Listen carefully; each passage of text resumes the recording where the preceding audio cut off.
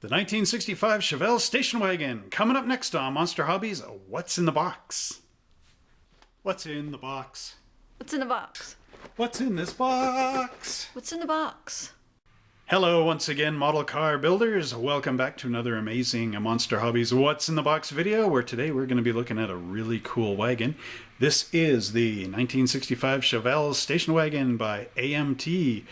And this was a buyer's choice model way back in the day. Really cool wagon. I think it's come out again under round 2. So before we begin this video, once again, don't forget to like, subscribe, and share this channel with all your friends and family.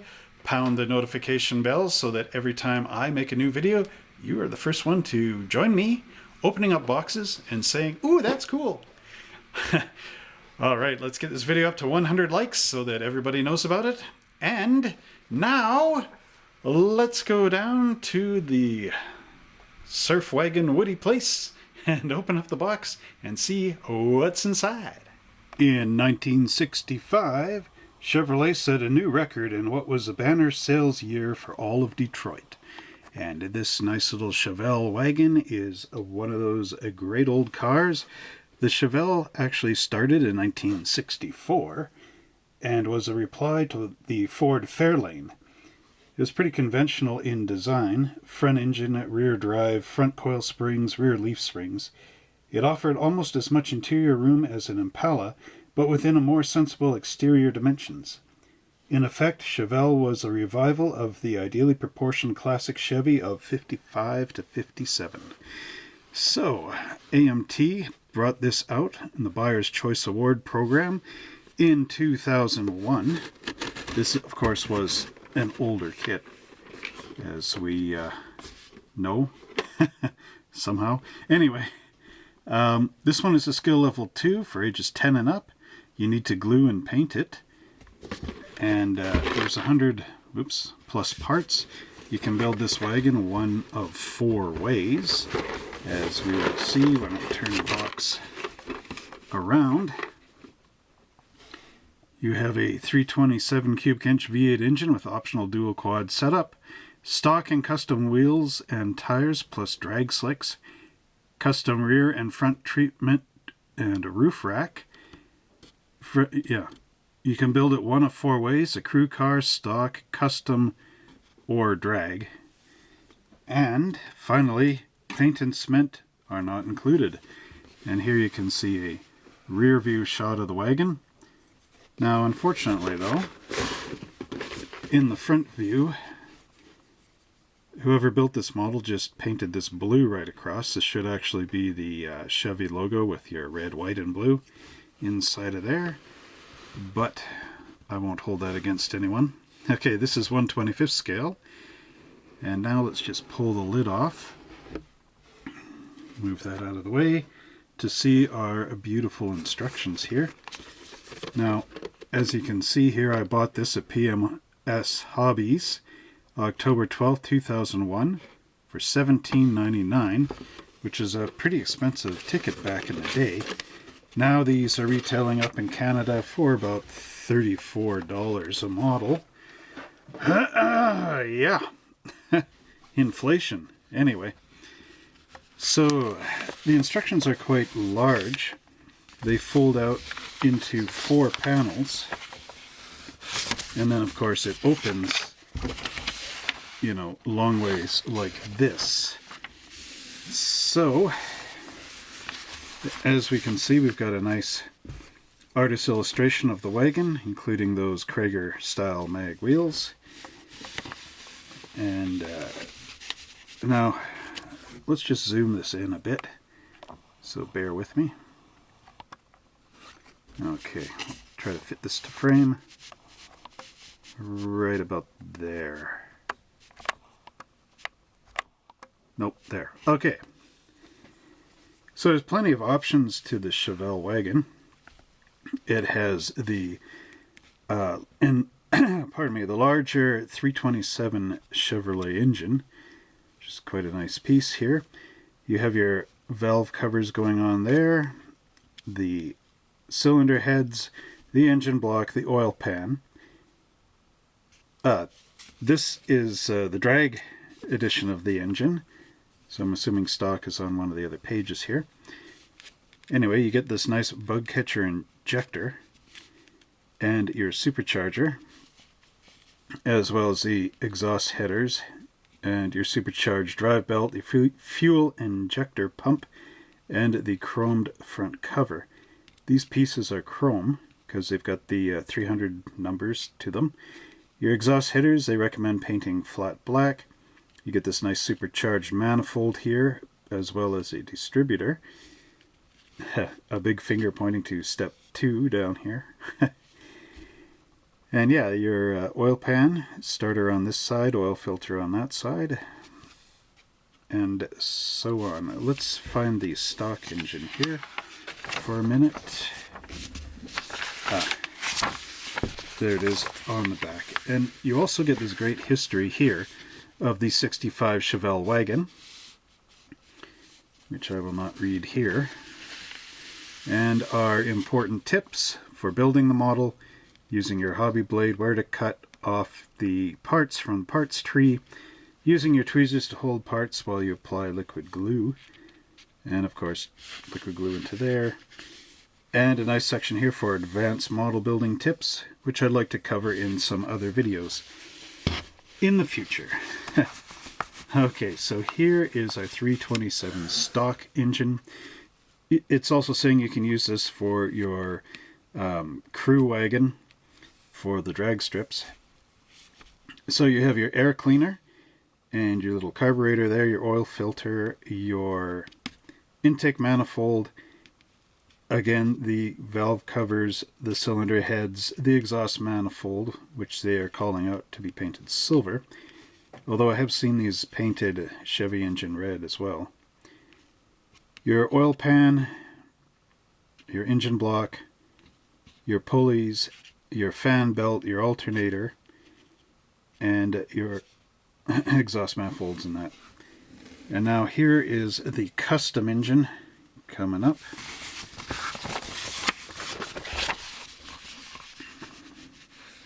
Alright, and in your custom engine you have dual carburetors with these two nice little chrome air cleaners, a distributor, intake manifold for the dual carburetors. And you'll know it's the dual carburetor one because it'll have two squares up here, whereas the other one will have a single one right in the center. The other one being the stock one. Your valve covers, again, exhaust manifolds. Here they give you a chrome front cover for your timing chain, as well as, oh no, there's no as well as. These are the stock pieces, but they're going on a chrome one just to dress up your car a bit. Now, let's see, where did we get to? Okay, flipping back around to this section. It shows our stock tires going into the Firestone tire, a staple of AMT kits, it seems. And you got your stock wheel cover going in there, the nice wire spokes. Not really wired, they're just pressed in. How do I describe that? It's a hubcap. Anyway, there's the custom crew wheels. You can see the Chevy bolt pattern in the back here. They're using the Goodyear radial TAs and the Krager mags. It could be possible that you could use the radials instead of the Firestone bias belted tires, or bias ply even. Okay, getting into the drag racing, we have our wheel back and our Krager mags in the Firestone tire. Now, since Krager mags are like five spokes in here, they're hollow in the centers, so you will have to paint inside here, and they recommend painting the wheel back in body color. You could also paint it black if you want, or even red. Anyway, there's our extended wheel back going into the Goodyear slicks with the extended Krager mags going in there as well. And then here we have spare tires. This is for the drag racing truck. These would go on the roof. There's a special piece for them to fit into. We have our wheel backs here, the Goodyear slicks, as well as steel wheels, factory style steel wheels. And then you can put in this sunken rim in here as well. And here we have car ramps to support the front of your car up for your diorama, so you can have somebody working underneath it. This car ramp and the ramp supports. And finally we show on this page, finally for this page is the chassis assembly, where the engine just drops nicely into the chassis, which is a solid pan with the 2 location pins, so you can have the front at stock height or lowered. So let's see. Okay. The chassis is basic in this. It's just a pan with your exhaust pipes and everything molded in. Your manifolds would come to the edges of the exhaust pipes. We have some spacers that you can put on those pins, which would raise the body up a little bit. Basically so you could put in the bigger tires, I think, without cutting the wheel wells. Press axles into wheels, do not cement axles to chassis. So these are the old style rod and pin type, or not rod and pin. The metal axle goes through the holes, through the engine block type of thing. This was pretty popular with the promotional model kits and the screw bottom cars. These would be, of course, not pins but holes in there, so you could screw your car together. The interior is a pretty basic pan, with the only real option being the drag seat belts, the 4-point harnesses, and the tachometer, but the rest is basically stock. You got your steering wheel, your instrument panel, the floor gear shift lever, the interior tub, a little panel here to glue to the back for your tailgate. You can see the sunken holes here for the peg and post style, which was again sort of a promo model kit feature. Some of these AMT kits were promotionals, and then the AMT added in an engine when the model car builders of the day wanted to do model cars. So it's very possible that the first edition of this car might have come out in 1965 as a promotional annual model. Number 5 is the body. You've got a battery, your radiator, and your water reservoir sitting in there. And they do give you some body colors here: Cypress Green, Mist Blue, and Sierra Tan. This is one of the cars with the metal clip. So that's very, what's the word?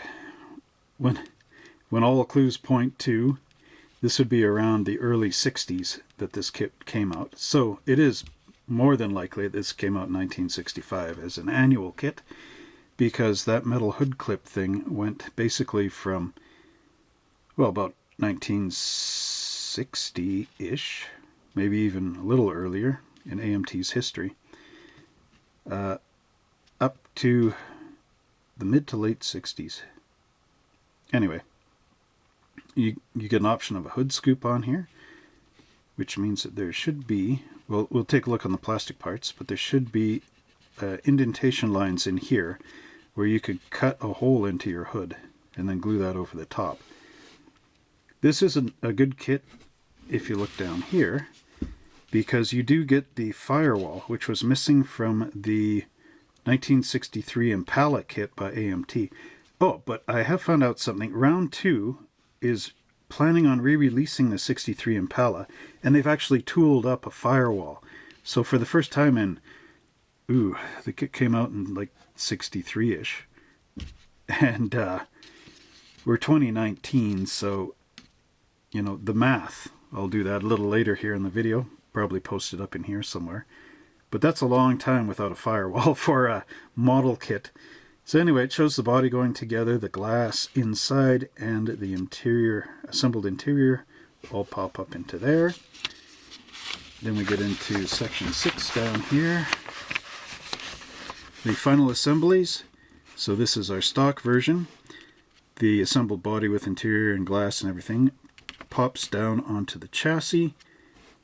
You got your quad headlights in here, pop in, and then your bumper and grille go into the front. Funny, Okay, it shows it a little later down. Now, if you're doing the custom, AMT gives you this nice grille. Unfortunately, I'm not sure who makes the grille, like as far as George Barris, Gene Winfield, or any of these guys. So if you know it, write in the comment section down below. Okay, the body and chassis pop together the same way. It says trim to assemble custom pan.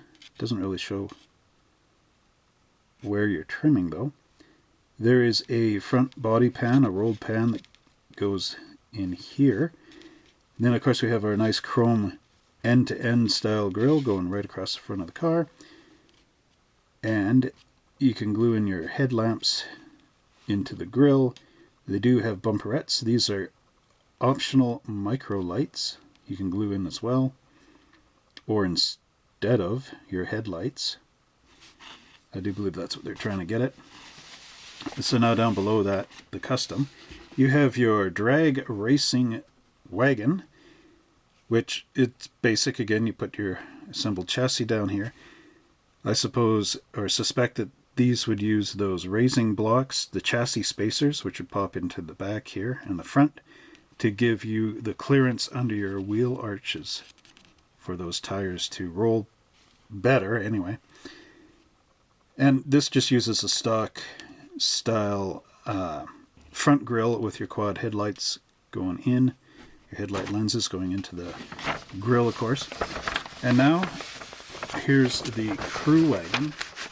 This is what would be out at the drag strip servicing other dragsters. This is probably the coolest version of all of these.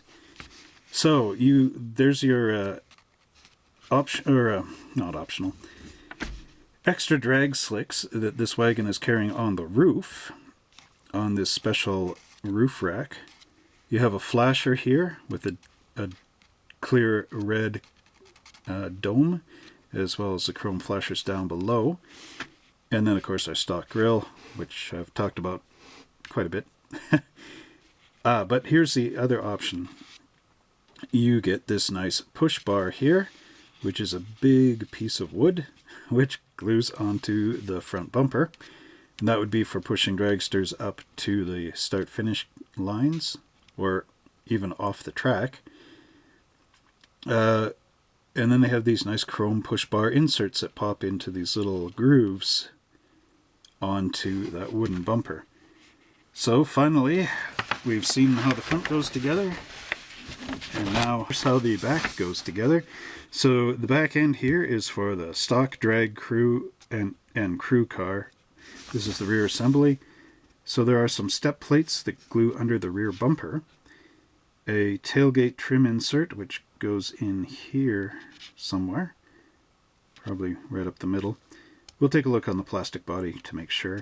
And then our rear taillights, they're going into the back of the body here. And down below, here's the custom. We got another rear roll pan going in there, the tailgate trim, and our rear taillights going into the body. There's also these exhaust tips which are gluing up here on the sides. Pretty interesting. That would mean the exhaust pipe would bend up and go straight up through the body panels at the back. Anyway, the rear bumperette and a club plaque gluing into that rolled pan. And it says, refer to box cover for decal placement. Now, this box doesn't have decal placement instructions, so you're kind of left on your own. Possibly these instructions are reprints from something earlier, so in that earlier box would be the decal placement. So let's fold up these instructions and take a look at our parts. And now here we have our 1965 Chevelle station wagon. Now I couldn't put it in the frame this way because it's a little bit too long, so I just have to angle this. It's a very nice little wagon for the time period that the mold came out in. You have your 327 Chevrolet engine emblem sitting right here on the front fender, up near your headlights, of course. The door handles are very nicely done. However, one of the things that I've seen in Scale Auto magazines is to improve them, you simply drill a couple of little holes in here and make sure you keep them away from the front and this part of the lock. Sorry, this part of the lock. But you drill a couple little holes in behind there, making sure you keep this around, you know, and then hollow them out a little and you'll have a typical GM door handle. I can actually show you one. I've got a 72 Oldsmobile out in the backyard. Might actually do that in a bit here. So here's your gas filler door, and it's got the nice Malibu molded in here on the rear quarters. Let's just take a look at this. See how the camera and my lighting get together. So there it is there. And there's your 327 emblem with the crossed flags in the front. And now across the back panel here, very nicely detailed, is Chevrolet in the raised letters. And there's your little latch for your tailgate. Okay, and there's the impression here in the car body for that chrome strip that was mentioned in the instruction sheet. And your little sunken in areas for your rear taillights. And then here we have our nice little grille or vents going on here, just where the windshield wipers were. Now, getting back to that peg and post for the screw bottoms, there's your posts right there, and of course in the back. Now, the nice part about this is you could actually build your own slot car chassis and then attach it in with these peg and post bits. So that's, of course, nice to have like a racing slot car wagon in 25th scale. There's your roof with a little bit of a raised panel here. This, of course, is a stock GM style roof. There was a 72 Cutlass wagon that also had this. There was one with a raised one of these things. It was a Vista Cruiser, had glass up in here. Quite a cool one.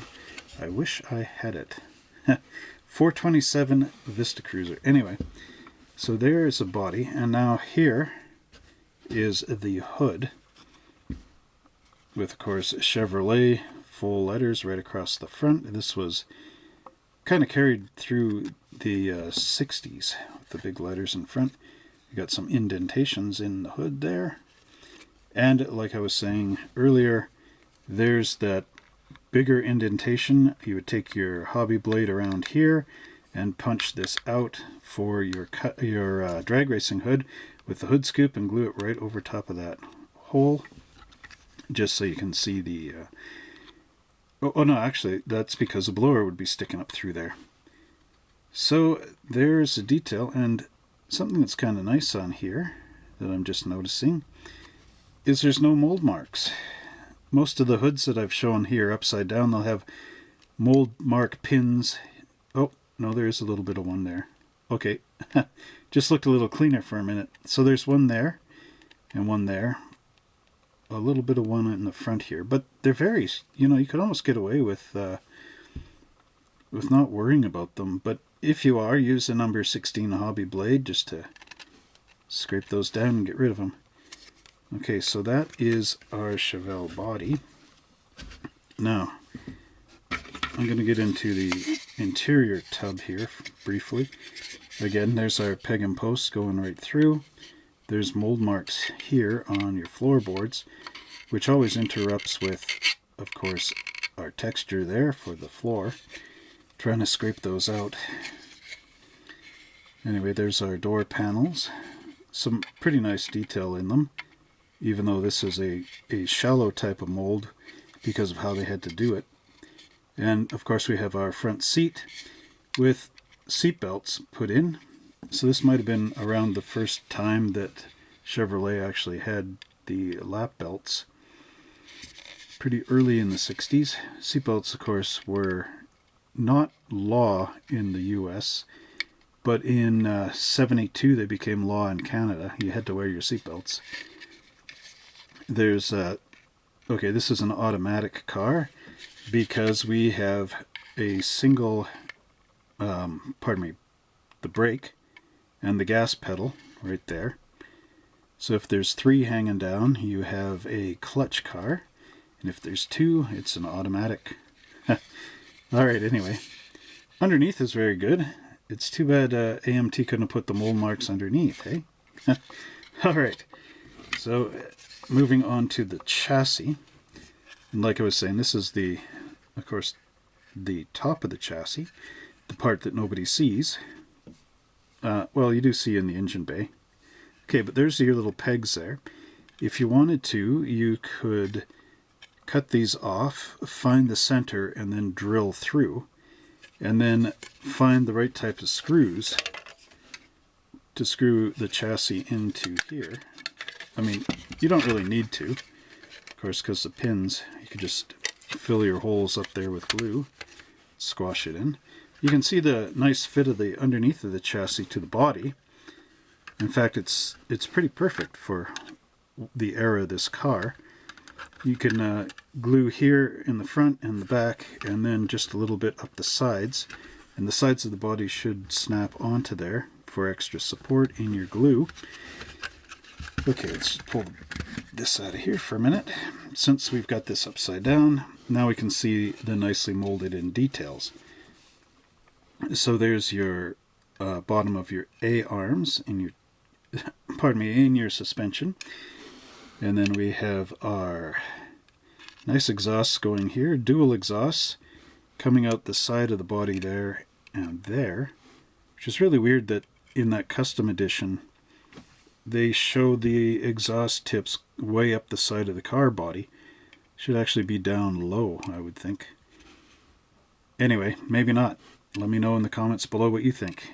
Okay, so there's your fuel cell or gas tank, and this little lump here is where your spare tire would be in the back of the wagon.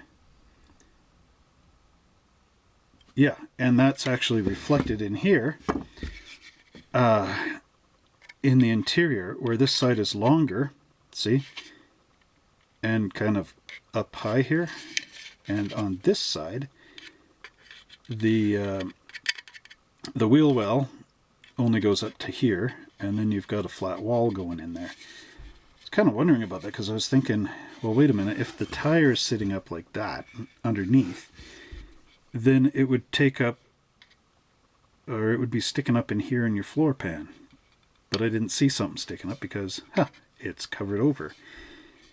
So, did anybody out there have one of these wagons? Let me know in the comment section below how you actually got the tire out of this. Did the panel open up from here? There's a bit of a line there. Open up from here and pop off there, and then you could access the tire? Let me know. I'm interested. Alright, here we have the engine components. Now, I started to glue the engine block together, that little 327 right there. The sweet little honey. But anyway, I started to glue it together. And I just noticed that as I was doing this review that it wasn't still on the parts tree. However, I do see something here that does not jive with the interior.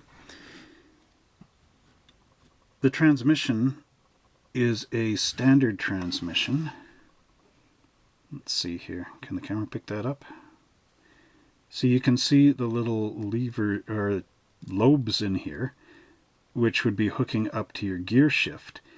And a automatic transmission is smooth in here because all the linkages, well, all the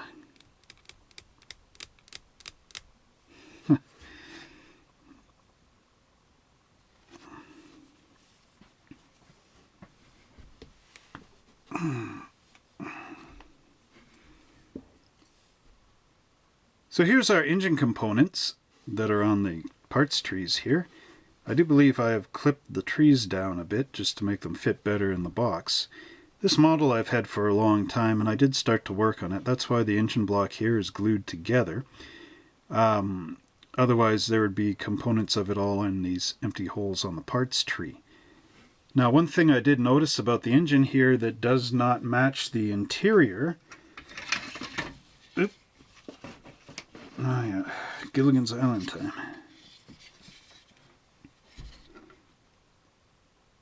All right, here are the...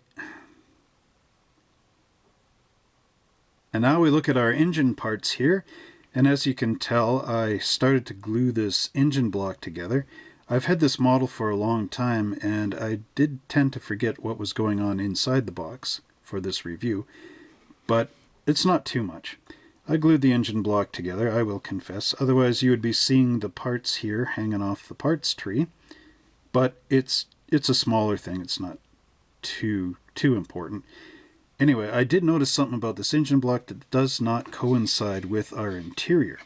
Now you remember when I showed you the interior tub, I said here we have our automatic transmission in this car because there's the gas pedal and here is a single brake, right?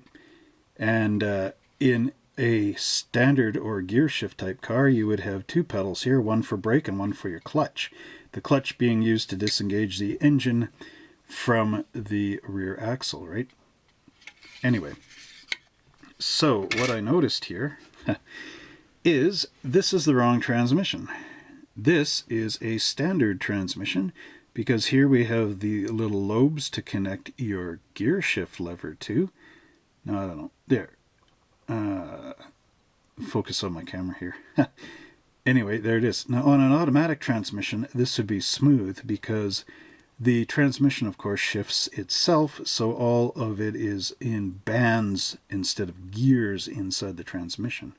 And of course the bands would shift up and down, and there'd be a linkage just for you to select which band you're going to be in on the automatic, whereas with this, these would be moving rods or gears inside and getting them into different positions.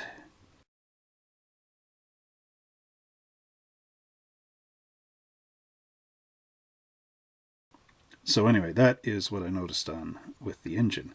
There is a faux pas with AMT. Anyway, you'll notice here you get a little bit of the oil pan, and then here's the other part of the oil pan. It's shortened, and that of course is so that when this gets pushed together here, it gives enough room for that front axle to go through the hole. But there's our starter right there. It's in two pieces. One part is on the engine block and the other half is on the pan, which gives it sort of the wrong shape. But anyway, that's all right. And there's our oil filter there, hanging off. Make sure to paint it for Fram if you like Fram, or green for Kelvinator or something. I don't know, whatever. I might have my colors wrong, so... Anyway, there's the front timing chain cover with the water pump in there. And our 327 valve covers. Of course, paint it Chevy engine orange. Just move it out of the way. There's our intake manifold for the dual carburetor. Like I said in the instruction part, it's got the two holes there. And should be flat, whereas our single carburetor would be sitting on this one, which has the intake, air-fuel mixture intake pipes going into each of the cylinders, or chambers, if you want to not call them pipes.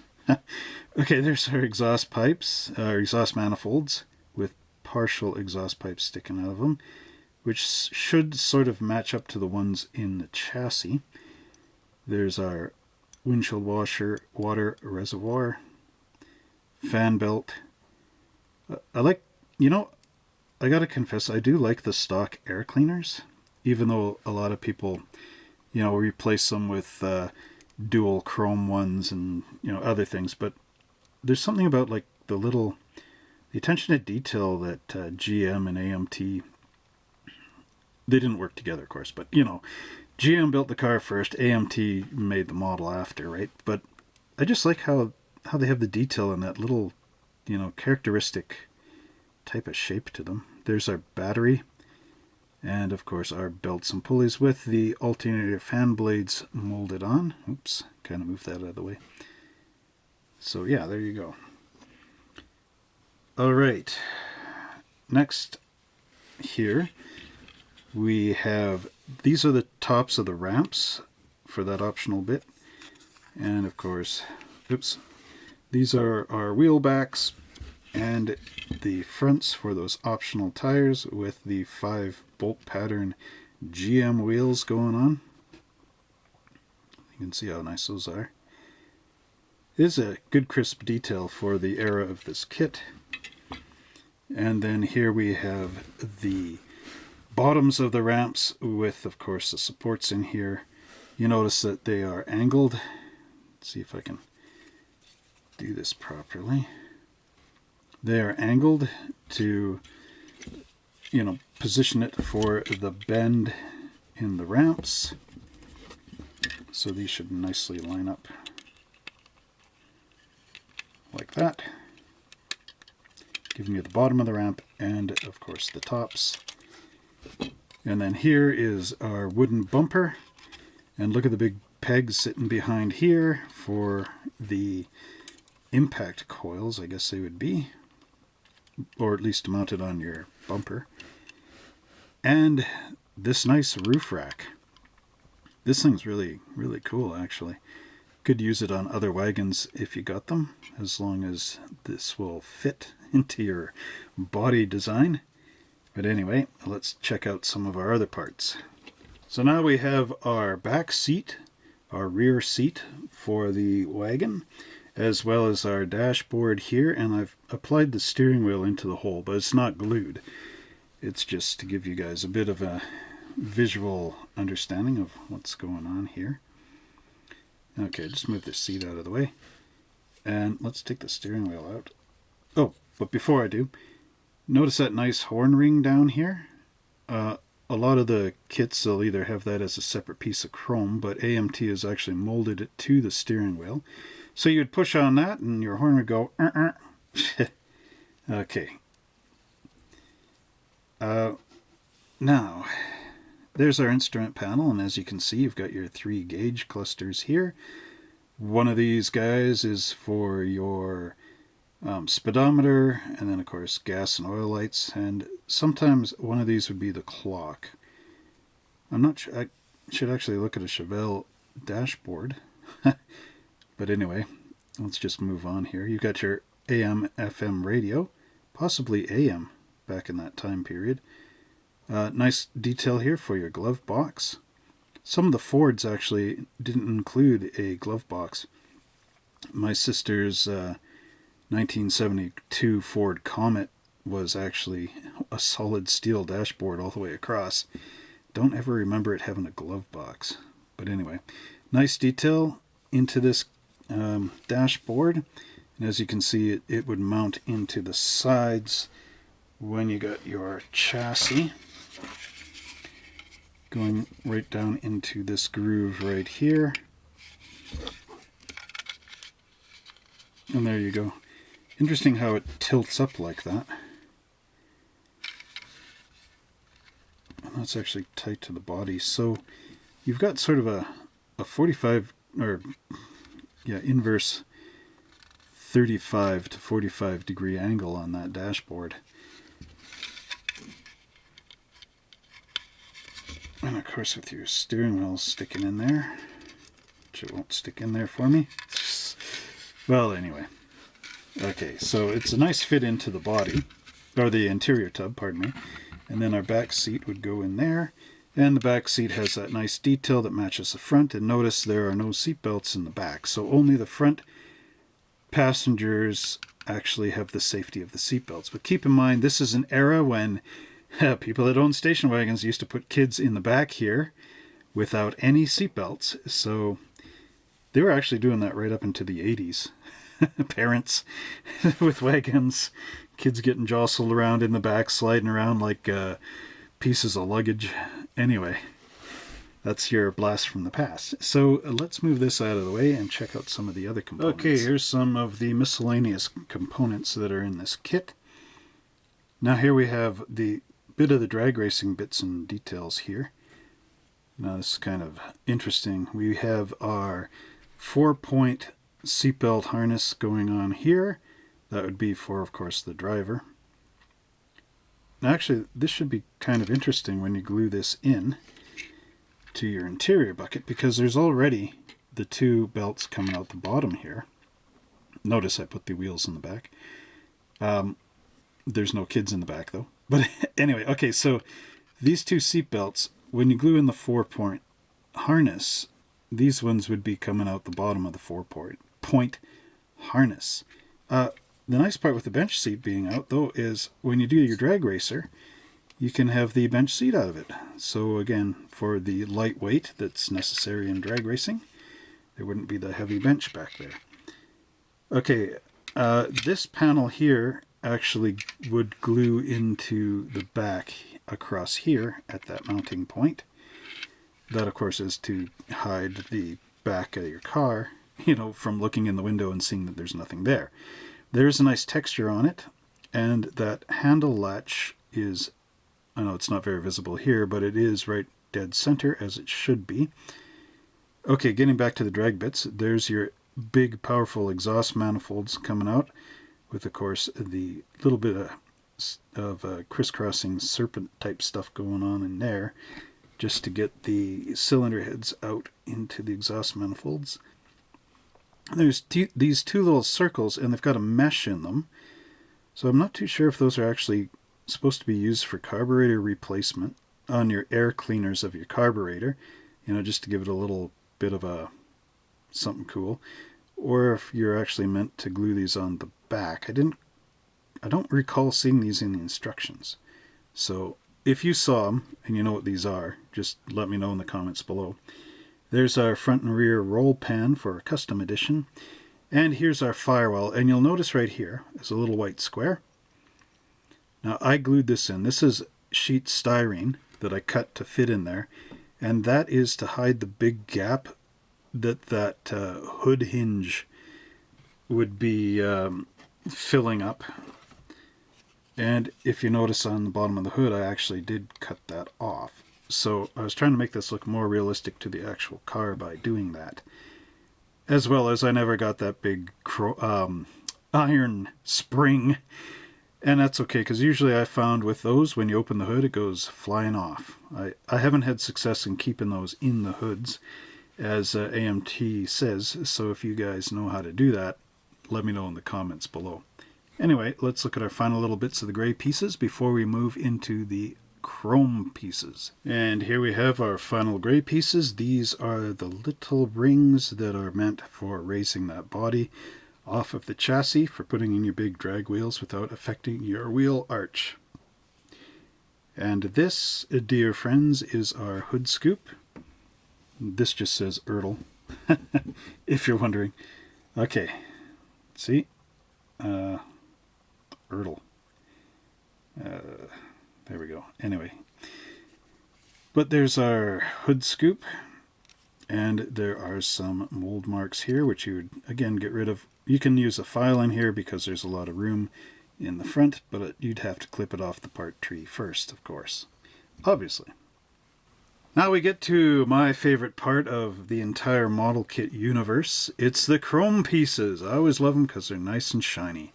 So here we have our stock Chevelle grill, which is a very nice grill, with a little bit of Nuln oil, which is a Citadel Games Workshop paint, which is basically a black wash, very thin.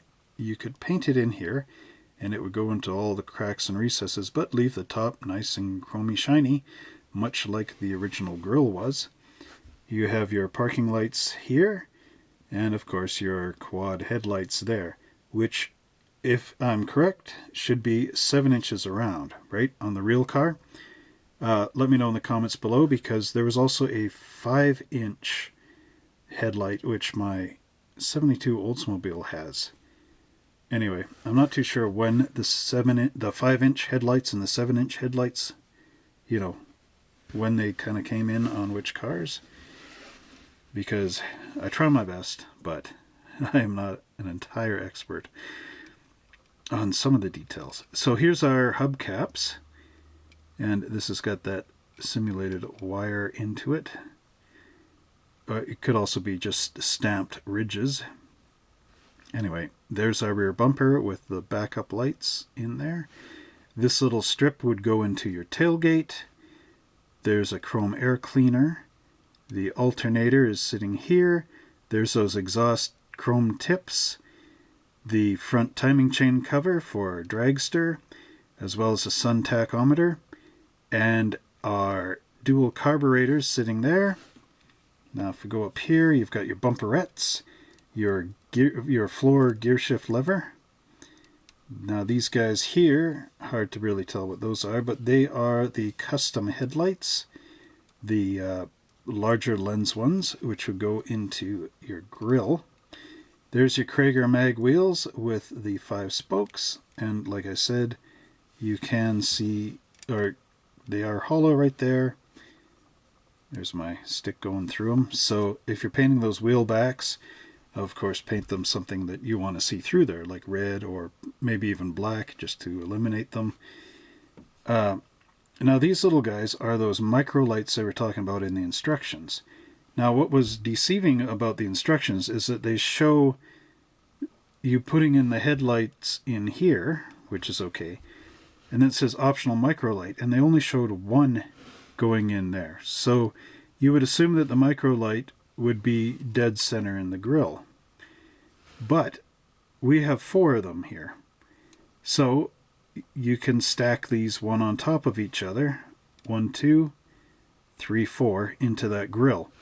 So that's what the instructions didn't show. The instructions also didn't show those little circle things with the mesh inside them. So that's where it's sort of like, where would you put those? And they were actually curved in a weird way. So on the back of the those little things, they don't actually look like they'd fit on the carburetors, because the carburetors would have pins on the top. So builder discretion is advised. Okay, anyway. So there's our grille, and again, you can fill this with a black wash. You could also even just leave these headlights off, because this was the beginning of the era of the flip-up front headlights, although I know the flip-up front headlights were actually on the cord 812. You wound them up with a little lever inside your under your instrument panel. Okay, anyway, there's the chrome base for the flashing lights for the service truck. So that basically gives us all the chrome components. Sorry, I'm not sure what these are. Okay, if you know, in the comment section below, let me know. Alright, let's look at our next chrome pieces. So here we have our GMC Blower, or the supercharger, sitting right here. There's the center of it, and your front and rear covers, your manifold for the blower, and of course we've got our bug catcher injector here, and the front of the bug catcher injector. Some of these had three circle ports. This one has 4, and of course there's our belts sitting there, and right here we have our fuel injection pump, waiting to pump all that fuel into our blower to get our car going at crazy speeds. So anyway, let's take a look at our next pieces. And now we have our stock GM Firestone tires sitting right here. Now these are the same tires that have been in dozens and dozens of AMT kits over the past. You can find these things going all the way back to the 32 Fords, and they are the nice old Firestones. And I don't know, is my camera picking this up nicely? It's trying to autofocus. So anyway, you have a tread pattern that's basically a series of about 5 or 6 lines that just wrap right around the tire.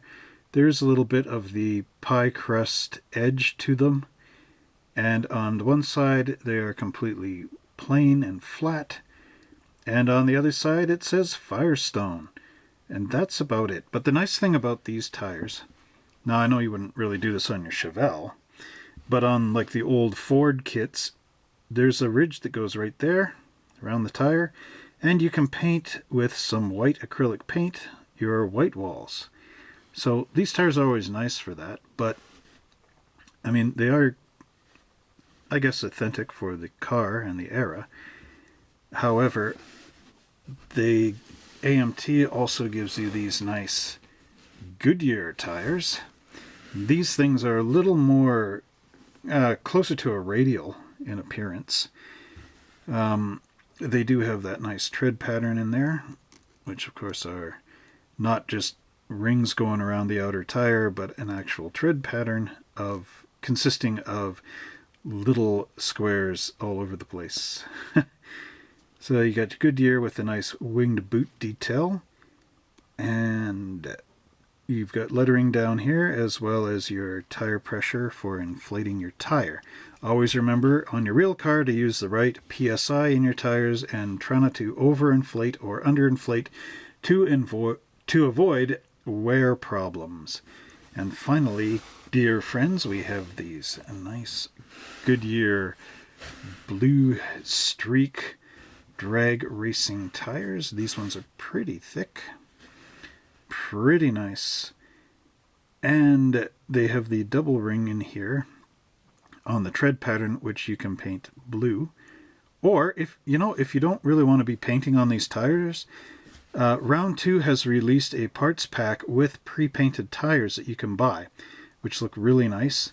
All you need to do is just put these in a tire thingy, spin them and in your drill, and sand off the tread a bit just so that it fits better, and to remove the flash that you find on all these tires. Now, I know it's not really appropriate to say a tire spinny thingy, but here's my tire spinny thingy. It's actually a socket. It's a 7/16 socket, which has a little end here for a drill, an electric drill. And check this out. You can actually push the tire right up onto the socket and spin it. So what you want to do is spin the tire here and get a piece of sandpaper underneath it and spin it until the tread looks nice and sanded. And there you would have your perfectly sanded and balanced looking tires. So next up we have our glass. This is actually the last bits of plastic in this kit. It's a nice piece of glass, as you can see. However, it has these long rods that attach the front windshield to the rest of the glass, which is typical of the early 60s AMT kits. It was sort of a cost-saving measure, as well as it does help with the alignment. But of course, when you look in your car, when you got it flipped upside down and you're showing all your friends, you've got these big things going right across the roof, which does not look too cool. So you can saw them off right there and there. Take your sandpaper and clean that edge up and cut them off right. You can follow that angle if you want, or just go flat across back here, which probably look better. There's our headlights, 7 or 5 inch. Let me know.